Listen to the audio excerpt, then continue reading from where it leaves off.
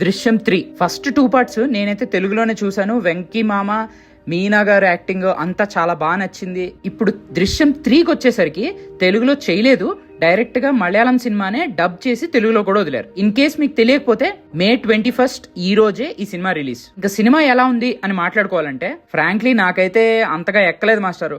Two dead slow first half అయితే. And cinema అయ్యేసరికి మాత్రం నాకైతే అసలు ఈ పాట తీయడం అవసరమా, ఇందులో అంత బాగా చూపించేసేంత ఏముంది అన్న ఫీలింగ్ అయితే నాకు వచ్చింది. యాక్టర్స్ పర్ఫార్మెన్సెస్ అంతా బాగున్నాయి. Return and directed by Jeethu Joseph.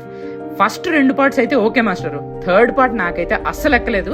Jeethu Joseph గారికి ఇంకా గ్రేటర్ క్యాపబిలిటీ ఉంది అని నమ్మే వాళ్ళలో నేను ఒకడిని. ఎందుకంటే ఫస్ట్ 2 పార్ట్స్ లో ఆ gripping screen play and definite గా దొరికేస్తాడు అని అనుకున్న పాయింట్ లో కూడా ఏదో ఒక రకంగా తప్పించుకోవడం హీరో, ఇలాంటివి చాలా బాగా తీసుకెళ్తారు ఆయన. ఈ మూవీలో మాత్రం అంత గొప్ప సీన్స్ గానీ అంత గొప్ప స్క్రీన్ ప్లే గానీ నాకైతే అనిపించలేదు. ఆ దృశ్యం ఫ్రాంచైజ్ ని ఇప్పటి వరకు ఫాలో అయ్యాము, ఖచ్చితంగా చూడాలి అంటే చూడొచ్చు.